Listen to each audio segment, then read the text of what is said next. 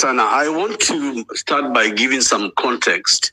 I first met Honorable Raila Odinga in the 90s when I was chief executive of Finance Magazine with Honorable Gachoka.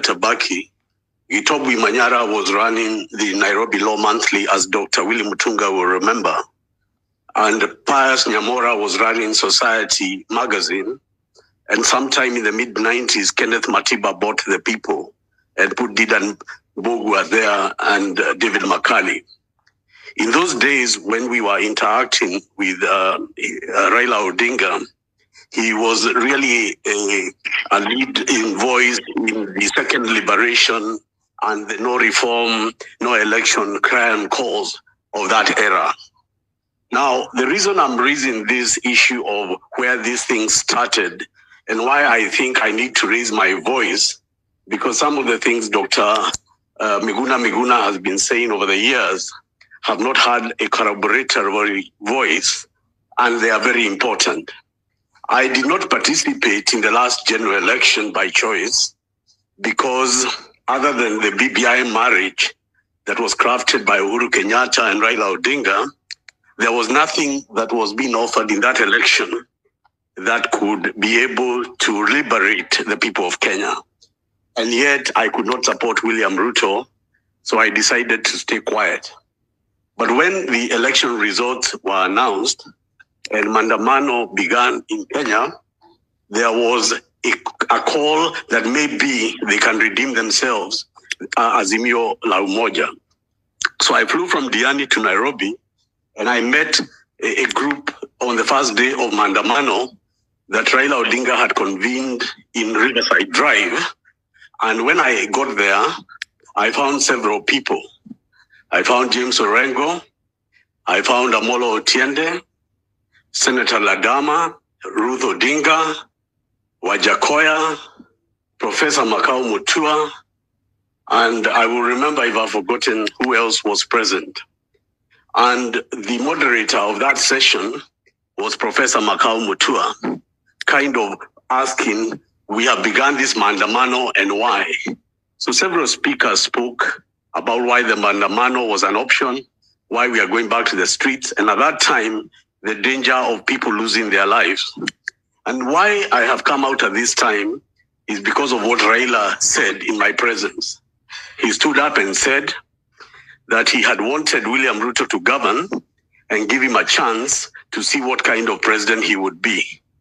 But when he saw that he has bought MPs, he has bought political parties, he is cutting the democratic gains of the 90s, this man is following the architecture of Kaguta Yoweri Museveni and of the president of Rwanda, and that it will become a problem to contain him in the future. And that is why he has decided as Raila to come out in Mandamano, and he will risk his life and doesn't care if he lives or dies, but will not allow Ruto to go for anywhere anymore with taking away the gains of the democratic evolution of the 2010 constitution. And I took him at his word. Now, obviously, if you fast forward a bit, we then heard of certain talks going on behind the scenes. The Nigerian former President Obasanjo in Mombasa, in Ali Hassan Joho's house, and I don't know where. And eventually the whole issue of the African Union and all those things came up.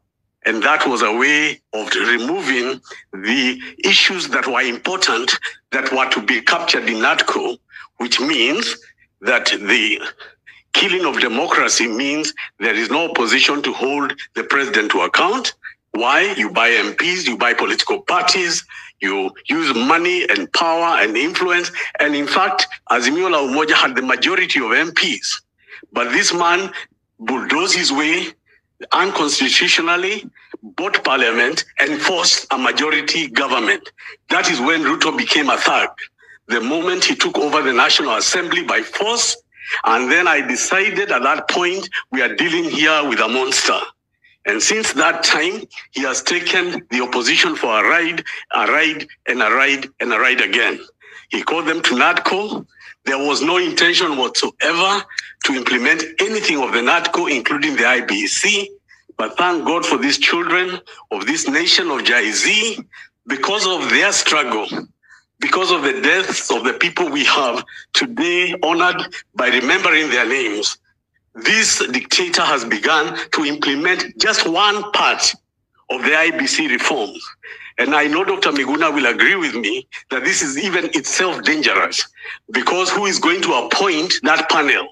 Who will they be? Will they be now people they sit down, Odinga and Ruto, and they decide who to appoint? And then from there, they appoint another puppet commission or electoral commission, and this country goes from worse to worse. The reason I'm speaking out, and I will continue to do so from this day forward, is because you are completely right. We are at war for our nation. There is nobody that can tell me that Kenyatta and Odinga were not part of the problem. And I say that because I was present when we were doing an audit of the election laws. And it was agreed that Maandamano is being done not for anyone to gain, but for the emancipation of the Kenyan people. But for Baba, all it took for him was to be offered the African Union job, and he betrayed all the people of Kenya because he never believed anybody else could fill the streets.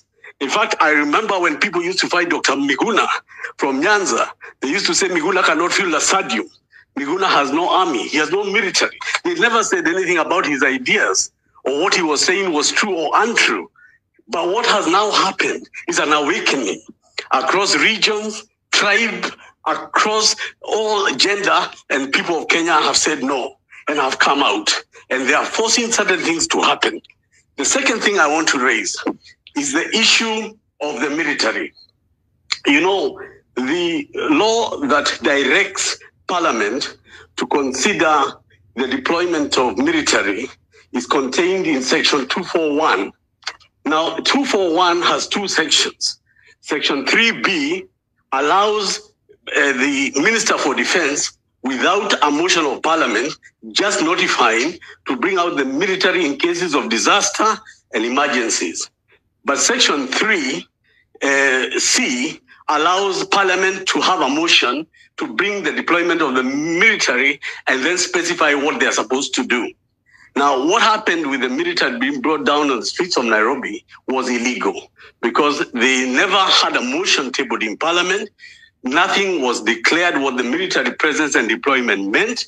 And without going too long into the legalese about it, Dr. William Mutunga can clarify the two elements that are necessary for a legal deployment were not done because no motion was tabled in Parliament that was passed, even as the High Court described. So today, as we speak, in technical legal terms, Kenya is a military state. The military state because the KDF are deployed, whether they are hidden in the barracks or not. What is this that Ruto is anticipating? What is this that Duale is anticipating that they want to leave the military deployed? Is this because, as Raila Odinga told me, that this is a student of Yoweri Museveni who governs through the military? So I cannot put anything past this president because a man who can see 20, 12-year-old children being shot 7, 10 bullets, 70, you are talking about 41 people dead, and not even a government minister attending any funeral. Why do you think this man, if things go south, they cannot bring in the military? As we speak today, I saw Kenyans in Muranga take over a police station because they did not believe that the murderer who was alleged to have committed a crime would be taken for justice. So they raided the police station and they killed him, just as we speak. So my question is, and to the people that are doing the demonstrations, including all of us, we have to keep asking the question, why is there a legal military deployment in Kenya? And in fact, who has to benefit from it? And what chaos is there in Kenya that requires that? Or is somebody going to manufacture a problem like they did when they went to Githurai the other day? And they created a problem. Are they going to sponsor some kind of terrible issue and call it a problem? The other third and final issue I want to raise is the issue on corruption. I am looking at what happened the other day to the former governor of Migori, who was charged with crimes of up to 1.9 billion And somewhere, the executive and others are negotiating with him to go scot-free, catch some property of 200 million. Who knows what will happen to the other charges? You remember the MP for Cilicia, John Waluke, was jailed for stealing nearly 1 billion with National Cereal Produce Board. He was jailed and convicted for 67 years. He was serving a jail term, and the alternative was he had to pay back at least 1 billion that was lost by the government, and that is the only way in which he would otherwise be released. Today, as we speak, John Waluke ran for elections, convicted, he ran for elections. Nobody ever talks about him anymore. He's a friend of William Ruto. He's a central part of what's going on in Western Kenya and Western Kenyan politics. How can there be any nation on earth where a convicted and jailed member of parliament, stealing from the public, has been let loose to live and let live? We go to the deputy president, Gachoka, 200 and something million. Justice Minor of the High Court, before elections, had found Gachoka a case to answer. Over 200 million. We can go back to the Dubai plane hired by William Ruto, to Runturi at the Ministry of Agriculture, to the opulence of Mukomen and Oscar Sudi. And you can look at all these things and ask yourself, all this money is the motivation for which these people are in power. Finally, I want to say this. If we had not defeated the BBI, the only reason the BBI was defeated is because of Chapter 4 on the Bill of Rights. That people have a right to be consulted on how their constitution can be altered and by who. It must be people driven. This time round, the Jay-Z and all of us who are here to discuss these issues are seeing a people-driven revolution for a better government, because there is no valid contract between the governed and the government. And we have a right, inherent right, to break that contract. So mine today is to add my voice that there is no talks, there is no negotiating, and I can tell you Raila Odinga lies to my face, and I'm telling the country as Tony Gachoka that he lied to me.